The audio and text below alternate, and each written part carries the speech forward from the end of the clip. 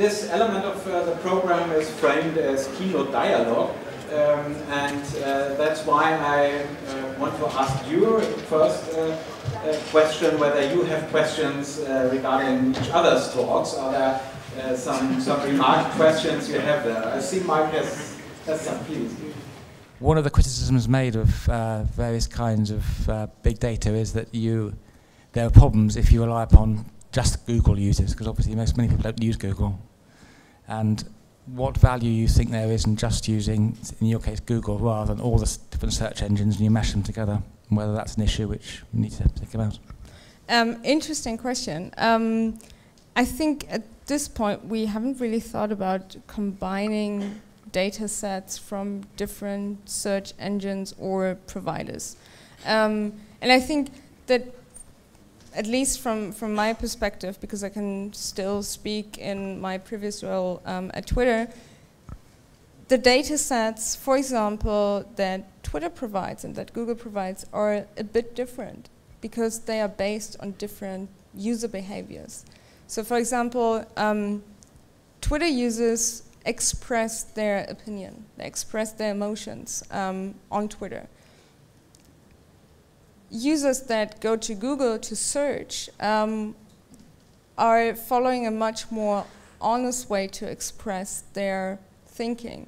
Because I would never go or log into my Twitter account and ask, like, who's Donald Trump? I would never do that because I would embarrass myself in front of my followers or friends on Facebook. But I do that on Google. And so the data sets that any company provides or can provide for journalists and academics are definitely different. So it would be interesting to actually look at those different data sets and combine them. And I think there is an opportunity, especially around elections, to see and to double check if there's a similarity or correlation.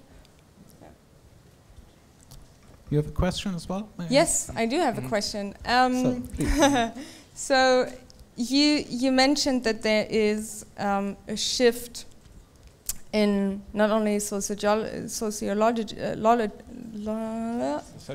yeah, it's a difficult word, in academics towards data-driven research. How difficult do you find it to find the right data sets or the compelling data sets? And what is there that you would wish? Yes. I think that's a very, that is one of the key questions, I think, for social scientists who do want to use these kinds of new data sources. And the answer is not straightforward. I'll give you an example of a project which I was very keen to become involved with, which is one of my interests is inequality, but also how inequality affects consumption and cultural activity and lifestyles. And I've done various surveys on this. Of course, surveys, only a few thousand people, and they don't give you much detail. We do know that in the British context, one of the most interesting data sets you can have on this is a data set which is assembled by our supermarket Tesco with their loyalty card, which records every single purchase. And it's a very interesting story that Tesco became the dominant retail supermarket in Britain because they were the first to do this and develop this database, which they then subcontracted to a market research company, which they actually owned. And this allowed them to have real-world analysis of what was selling in their shops. And so this is 20 years ago, they were the first supermarkets to be able to look at trends immediately. So it helped them to plan. Academics would love to have that data set and love to be able to say, can we use this to look at social classes, certain classes liking certain kinds of products. Getting access to that data has been proved extremely difficult. Tesco even funded a research centre at the University of Manchester. And there was talk about, oh yes, we might give you a bit of access, but it proved really, really hard. And I think there is an issue really about kind of private sector companies. And I also think that there are issues of ethics, because I think most people who have a Tesco card don't really realise. I mean, they obviously tick the box, when they got the card, but they don't really realise this data is being used. And I think, in a way, we should make a public claim that actually this material should be more in the public domain. Clearly, not necessarily in a commercially sensitive way. So there might be a time bar on it. But I think it is at one level shocking that we are seeing huge amount of data generated, which could actually be used for all sorts of really important questions. But actually, Google's a bit different, obviously, because you're not operating like a supermarket. But certainly in the case of Tesco, it's a great shame at one level. This data is kind of lying on the shelf. Which, if I can ask another question, yeah. But let me pursue that example of the Tesco critic of the Tesco card and what you could do with it. Because one of the criticisms made of that kind of work, I mean, we never got access to the database, but if we think through the principles and if we think through some examples of something similar, some critics of big data would say, well, what you can do on that is you can kind of infer certain kinds of social characteristics, but you don't really know much about the individuals, because the Tesco card has your address, they may have your age, but that's all. They don't know anything about your job directly. So for instance, to go back to your Google, you presumably you can't tell that doctors do these kinds of searches and lorry drivers do other kinds of searches. And one of the arguments would be that limits your kind of analytical power. Yeah, of course. The data that you can have access to at Google, at the Google Trends site, for example, is anonymous data. I think, of course, that's why it would be interesting to combine data sets. And if other companies like Tesco, in your example, would provide that data in an anonymous way, then combining that data would definitely give a much broader and much bigger and more concise picture, or accurate picture. The question would be, also from my side again, do you think that in order to change the perception on big data from a scientific, academic point of view, there have to be more examples on how impactful research based on big data can be, or yeah?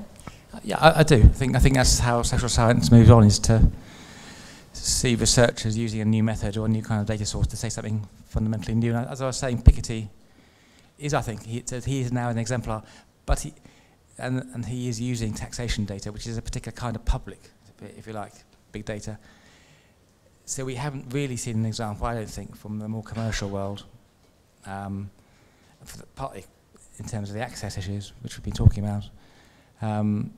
And that would be interesting. I mean, I'm very struck by, we can see these fantastic visuals of people carrying their mobile phones around Manhattan and people moving around the city. And it is beautiful to watch, but you kind of think, well, and what do we actually learn? People move around the city and they have these pathways from their home to the workplace, but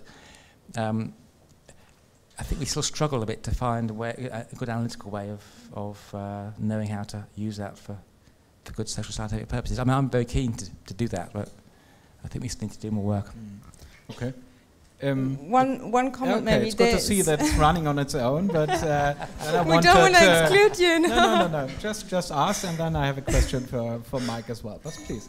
I just wanted to make one comment on your point, and this just was launched today, a really interesting project from the Berliner Morgenpost, who got access to, I don't know the exact data set that they got access to, but it was a data set by the, I think, Committee of, or Department of City Development or Urbanization. And they created really beautiful maps on how Berlin changed over the past years, since 1990. And you don't have to be a Berliner, or you don't have to know Berlin quite well, but what you could see is, based on data, and based on data that was made available, how the city changes and how different suburbs changed over time tremendously. And of course, if you look at the visualization and you don't read the text below or on top of it, you might think, well, beautiful map, that's nice, but I don't really understand the context of it. So in that way, it was made in a really, really nice way, where journalists and data specialists work together. And that was the kind of data that also for academics would be interesting. Great, and I see that both of you see a lot of potential in doing analysis on big data, but I have some question marks still, I must confess, and one is coming back to the presentation of you, Mike, and at the beginning I had the impression, and you used the term, I think, that it is a tool. But later on there was this bullet point saying that it is more important to focus on these sense that lies in the data itself than the theoretical framing, the philosophical narratives and things like that. And that isn't that a contradiction? Don't we need still the theoretical approach and things like that to come to see the question? And that is the question we address to the data set. Is there a contradiction in there? I'm not sure if it's a contradiction or a certain different emphasis. I think you're absolutely right. I think data doesn't speak for itself. That's a crucial point. And the more data is, the less it speaks for itself, because the complexity of it becomes so overwhelming. So you do need theory, absolutely. I think, but it's how you make the theoretical points and how you establish your theoretical argument. And so I think the way that Piketty does it, or Wilkinson and Pickett do it, are by assembling these visuals. So your theory isn't proceeding by reference back to philosophical, a priori. It's being done in a more inductive way in dialogue with the data. I would say, yes. Yeah. Isn't there a risk in there, because maybe the data set is now dictating what academics find interesting? I have a data set, I see when I apply this kind of analysis to this data set, there comes a beautiful U curve, and that's why I draft this article, not because I see a phenomenon that I don't understand or things like that. You're absolutely right. I think there is that danger, and it's become a new empiricism of, and I think I think of those three studies I talked about, the most criticised is Wilkinson and Pickett. And epidemiologists, many of them feel they've misrepresented data sets, and they have a very strong argument they want to make, and they're just deliberately trying to manipulate some of the evidence to support it. And I think the thing about Wilkinson and Pickett is, out of the three thinkers I talked about, they are the ones who are least kind of critical of data itself. Whereas Piketty, for instance, and obviously, absolutely, it is the case that he would be, his arguments are dependent upon the data sources, and even income tax data is clearly not perfect because many people don't declare tax. But the interesting thing about him, and I talked to him recently when he visited London, is he's very aware that data is constructed. And so at one level, he keeps a step back from data, and is always asking the question, well, why do these things get measured in this way and not that way? So he is using data to make his arguments, but he's using it in a way which he's also standing back from it, and that also allows him to recognise, I think, some of the absences which it might be. I see. And I think also to that point, I think it's two ways. So you could have a really compelling data set, and then you dive deeper into it, and you find a really interesting story that you can then elaborate on and write on. And sometimes it can be the case that you have a fantastic idea and a fantastic story in your mind that you want to base on data, and you find data sets that are not working well with that story. So I think it's not always based only on the data set, and you start with the data set. It's two ways. Okay, I see. Coming to the data sets you are interested in, and the News Lab idea, we all know that at least in Germany there's not only friendship between publishers, journalists and Google, to put it mildly. How is your experience as regards cooperation with journalists and publishers? Do they really want this tool? Do they make use of it? Is there a real dialogue, or is it more like a selling process? Or what is it like? I mean, I've been with Google for 5 weeks. So starting with that. That said, long before I joined, there was a strong relationship and, of course, open dialogue between Google and publishers. And in April, we launched this digital news initiative where 8 publishers from around Europe and Google work together to really drive innovation and think about, for example, products that can be supportive for the entire media landscape in Europe. So the Digital News Initiative is exactly that step, to deepen the relationships and to deepen the talks with publishers. This group of publishers, and together with Google, they even launched already a product that is available. It's called Accelerated Mobile Pages. It's an open source product aiming to increase the speed of web pages and mobile pages. So it's not only about Google tools or Google products. This is really open to everyone. And then secondly, there's this innovation fund where Google and together with publishers want to drive innovation in the startup ecosystem. And then thirdly, there's a news lab where we come in. And we, of course, want to collaborate with journalists and give them access to the tools, give them access to Google Trends data. And the reactions so far in the 5 weeks I've been here were very positive. And they're interested in learning more about tools, trends, etc.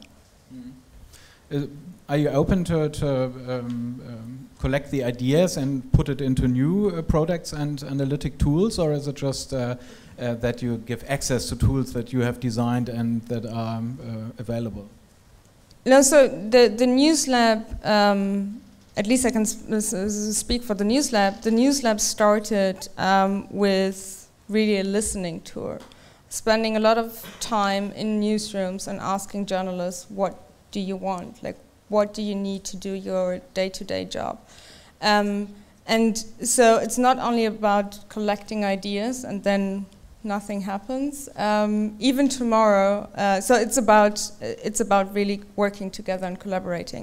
And even tomorrow we have around 200 publishers from around Europe in Berlin to discuss the challenges of media and also the solutions that we can work on together.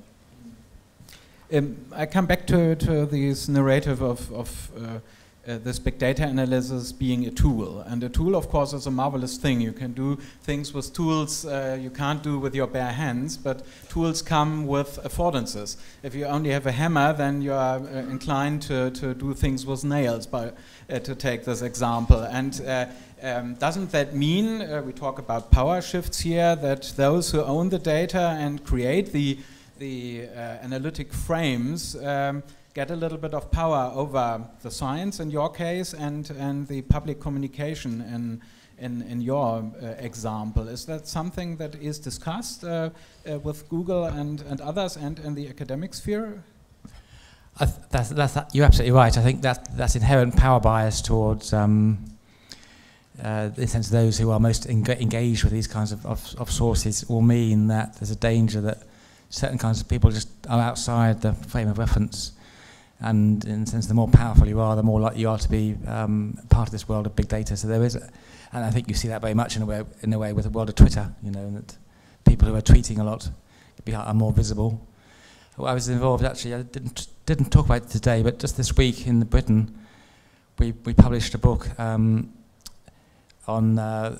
We're involved in a project with the BBC called the Great British Class Survey, which was a big web survey of people's attitudes towards social class. And it was not a public interest, lots and lots of discussion. Interestingly, because it was a form of big data, it was a digital web survey and a very large response rate. So it wouldn't have been as much interest if it had been a normal survey, but this was a very large BBC survey, and it got a lot of interest. But this is the kind of difficult issue.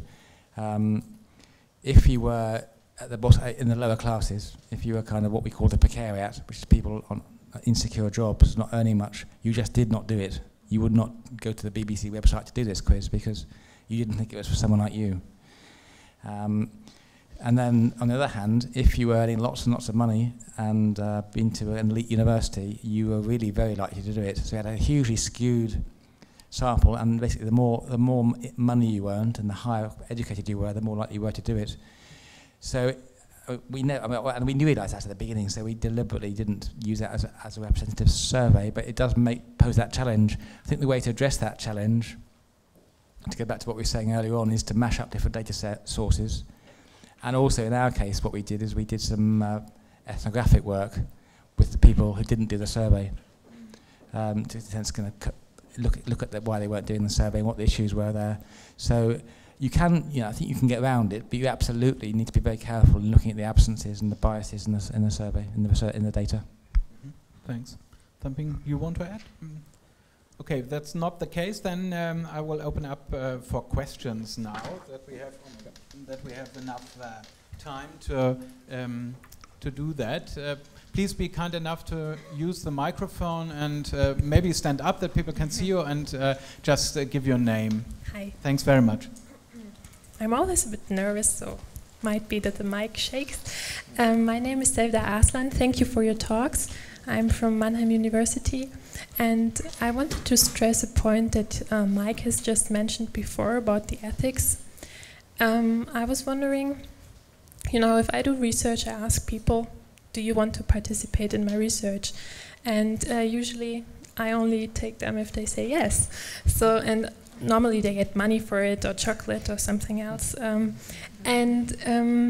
I was wondering about the data that you suggested that we should use, the big data from administrative places, that is basically state surveillance, or from Google, which is a company that exploits their users to gain profit. I was wondering, where do we really want to use this data just because it's there? And if yes, where do we stop? Like if the NSA comes across and says, hey, we have so much data, don't you want to find out more about society? Are we going to say, yes, so interesting, we should, and they probably have nice visualizations too. So I was wondering, where do we stop? And do we really want to have this kind of data, or is there something like a codex of, I don't know, fair data something? Some ideas on that? Is there an ethical discussion going on in absolutely the UK? There is. Absolutely there is, and you're absolutely right. The ethical issues are huge, and there's no easy solution to them.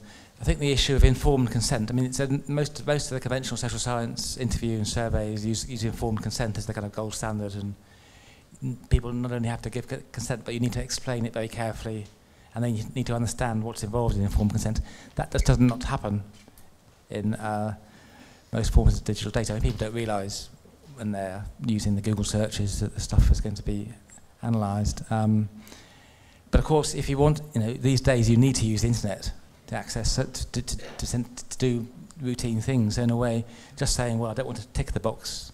Well, if you do that, you are denying yourself lots of possible ways of accessing services. So in a way, we have no choice really but to do these sort of things. And but I would, so I think there are really serious issues around that. But I also do think that, there's no such thing as any kind of research which doesn't pose ethical issues. And from where I'm sitting, I'm really interested in kind of how we get at the perpetuation of privilege and power. And that people in power often don't want to be interviewed, and they wouldn't do these informed consent interviews all the time. And this, in a way, is Piketty's contribution. He's put the spotlight on the very wealthy and the very rich by looking at data sources like income tax data. And I think, so I think we do at times, I think, have to think about, well, if you want to ask challenging questions which are addressing really important social scientific issues, we do need to think about extending our kind of ethical range away from simply saying if people don't want to talk to us, then we just have to leave it there. Otherwise, that's going to limit, I think, what we can really do. Yeah. The extremely interesting question. We have to see whether we put that in our efforts with this series here, because it's not only the ethical things you mentioned are not only about data protection and the classical data protection, but the ethical way data is gathered and whether it's okay to make use of that. And when it comes to data protection, if I may talk as a lawyer, then you have the special problem that you can anonymize data in a state-of-the-art way, but you can't be sure that they are not analytic models that repersonalize these data sets again. And so the traditional instruments of data protection are really challenged as regards that. There is another question, please. Oh my God. Okay. Sorry for that. I'm Stefan Rusmol from the University of Lugano in Switzerland. I think all of the researchers and all of the journalists in the room know that you can play with data and you can manipulate, and I think all of us also know that large and powerful companies, beginning with Volkswagen in Germany or with Exxon in the United States concerning data about climate change or talking about the cigarette industry, we all know that they have used data very selectively and manipulated in their own interest. Now, my question is, if Google and Facebook and other players are becoming similarly or even more powerful with all the data they have, isn't there a danger that they will also manipulate all of us by presenting very selectively data which you have, and well, you will present those data to us which help you for your business interests, and you will possibly withhold those data which don't serve your business interests, and now you are even co-opting some of the most powerful media companies who should be your watchdogs, and they become part of the digital news initiative and cooperate with you. Isn't that something, well, which shouldn't only frighten young researchers from London, but maybe all of us here and elsewhere? Will you comment on that? Okay, I mean, I can only comment on that from someone who just joined Google, of course, 5 weeks ago, and I stress that again. So I can only speak from a News Lab perspective. The data that the Google News Lab team provides and gives access to is, of course, open to everyone. And we not select because of a business interest, but because of an editorial interest. So if you go to the GitHub page of the Trends team, for example, you see a various collection of data sets that range from football to politics to science to lifestyle issues, and there's certainly no limitation to that or no filter to that. So from a News Lab perspective, I think it's important to stress again that we provide the data, but it's the journalist or the academic researcher who puts that data into context. Thanks. My name is Lena Ulbricht. I'm from Social Science Research Center, and I have 2 questions for each of you. One is for Isabelle. Let's say, well, there is some mistrust in the data you provide, but once we agree that you provide the full data you have, I'm still interested in how academics and journalists can use it. The traditional data set was provided somehow in a transparent way. I had a code book where I could read, you know, the operationalization of variables. I could read the whole process of how the data was collected and so on. Now I'm interested in the data you provide, for example, about Google search. Do you also provide research about how the data is generated? Do you do research on under what conditions people use Google, when do they use Google, what does it mean when they ask Google questions. For example, you gave the Donald Trump example. When I search Donald Trump, does it mean that I'm in support of Donald Trump? Does it just mean that I'm somehow fascinated? Does it mean that I have no clue about who he is? Does it mean I want to see pictures and mark his hair? So how much do you know about how the data is generated? Because that means a lot to how we can interpret it afterwards. And if you do research about the context in which data is generated, do you provide it to the public? And my question to Mike comes a little bit back to the question you asked when you published your paper in 2007. You were interested in what does big data mean for the development of social science, and now you've discovered that social science uses big data. Some people say that the big data hype is also an instrument of researchers just to gain funding. They claim they do big data because they know it's just the way you get funding nowadays. So I'd really like to know, what do you think on whose expense is the expansion of big data? The traditional statistics in sociology, the classical surveys, or more the qualitative research? Thanks very much. Challenging questions. Who will start? I'm going to start. Good question, and really interesting question. And I'll go back to the time where the team, and that's again prior to my joining the team, where there was no dedicated site, no dedicated Google Trends site where you can actually see trending stories or explore trends or explore topics based on search. And there was also no team who was working with journalists and academics. So the two ways we work now with journalists and academics is one, we provide raw data and give, of course, context what the raw data set means.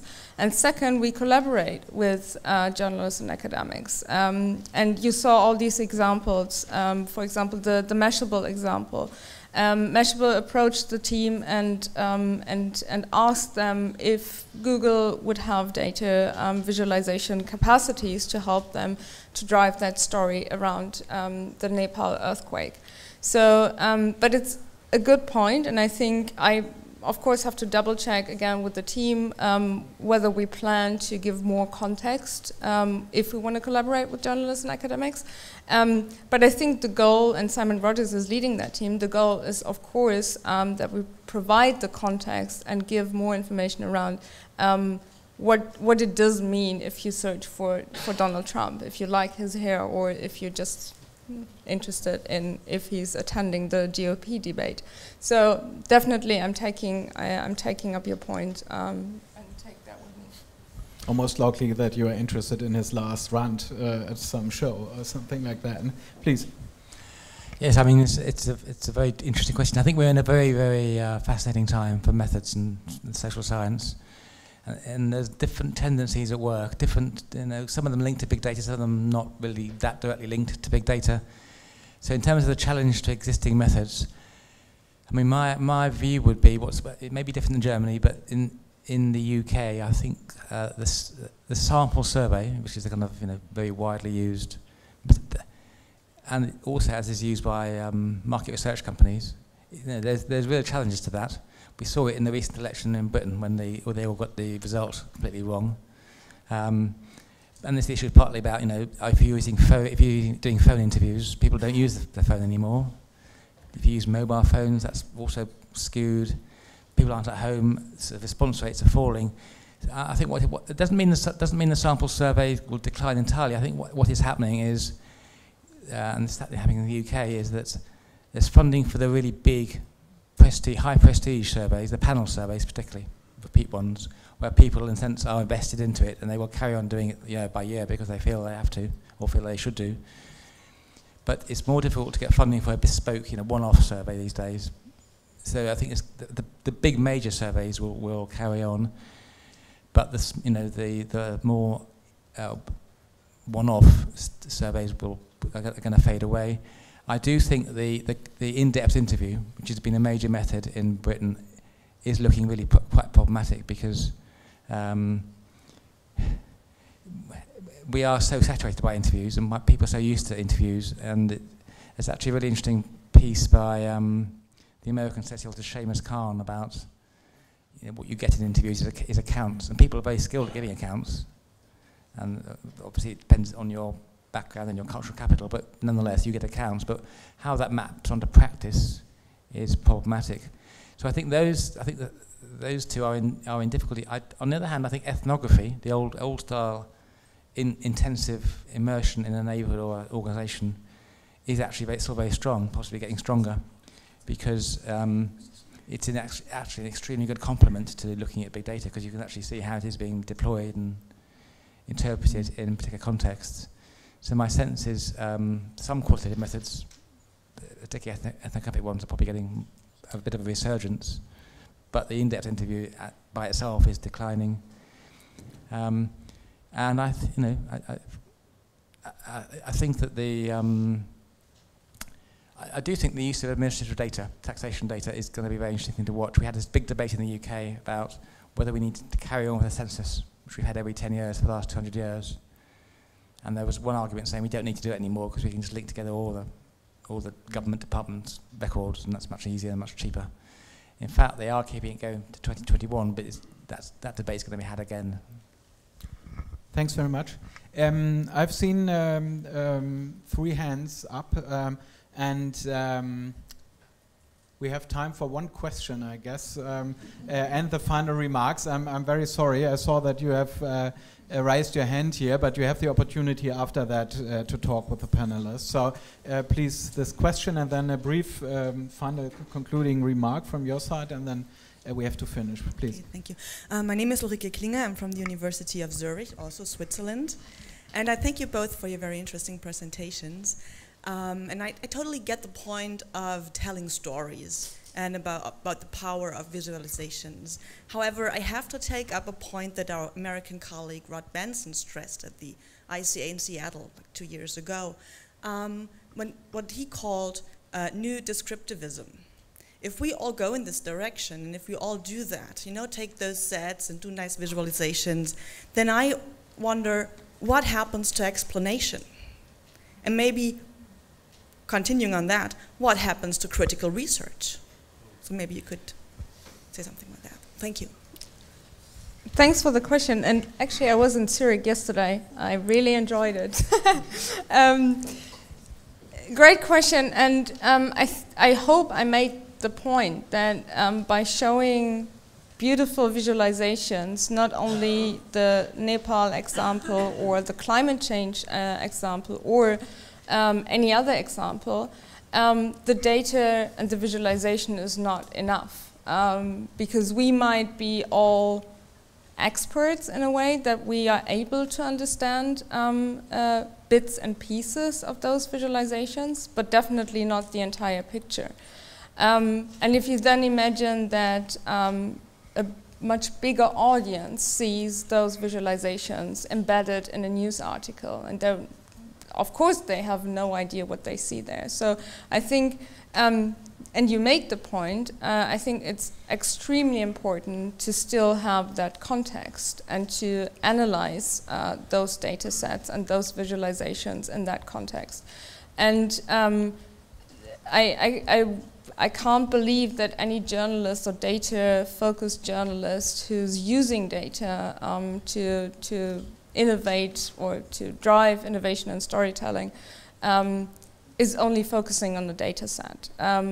They will still do their investigative job, and they will still do their research job, which I think is absolutely crucial. And yeah, and I think you make the point yourself, and I haven't seen data stories that were lacking any description and any analysis. I'm very interested in the debate about description and explanation. I think there's all sorts of ways of addressing it by thinking about what different models of causality and different descriptive strategies. But On the point you specifically made about being critical, I think being critical, I mean, we can discuss what we might mean by being critical, but actually I think there is one very important way in which being descriptive, it allows you to be critical, and I think comes out very well in the workers and Pickett and the Piketty, is if what you're doing descriptively is to array a series of comparisons, say the different nations of the world, and you rate their health and their income, you can use that to kind of pull out the contingency of particular cases and say, well, why is it the case that the US, which is the wealthiest country in the world, has poorest health rates and things like that? So actually, description done well allows you to be very critical, I think, and Piketty's the same. I mean, by arraying trends of income inequality over time, you can actually say, well, how is it in 2015 we are returning to the aristocratic order of Europe before the First World War? It's a pretty descriptive point, but it's I think a very critical point. And I actually find that this is perhaps an argument we can have later, or discussion we can have later. When people say we must not lose sight of explanation, that sounds fine, but there aren't actually that many, it seems to me, really good explanations of things in social science. Which are either very reductive, it's all to do with capitalism, for instance, or fairly tautologically obvious. And perhaps you got some, but I think the thing about explanation is often wheeled out. It sounds good, but in practice, I'm not sure if it is such a powerful rallying cry. Thanks very much. Only very, very few concluding and technical remarks, but very important ones at the end. The first one, a big thank you to our speakers. They were really fascinating, and I think it's worth clapping our hands for these fascinating remarks. Thanks very much indeed. Thank you to the British Embassy, of course, which has been an excellent host here and could be in this marvelous rooms, to the Vodafone Institute, which makes this possible and is an excellent partner in doing this. Thanks very much. And our organizational team, of course, Lena Ulbricht, Christian Petzold, and Larissa Wunderlich. Thanks very much. It ran extremely smoothly. I'm also thankful to the two speakers of the divisions Sociology of Media and Communications and Computer-Mediated Communication of the German Association for Communication, because they were so kind to accept that they do not have a room here for a welcome address and leave us more room for discussion. So that's very, very kind. Thanks very much. This conference is not only the starting point of a lecture series by the Vodafone Institute and our institute, the Humboldt Institute for Internet and Society, but also for a conference on media and complexity that takes place tomorrow and the day after. And I hope this conference will be extremely fruitful and a welcome to all guests that are part of this community.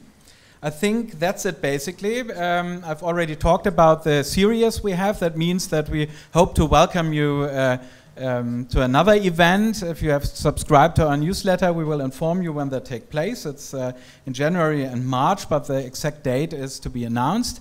And I think that's the final remark. The last one is the one I like most. I invite you to drinks I don't have to pay for. So please enjoy the hospitality of the embassy and the talks with the panelists and our team and with each other. Thanks so much.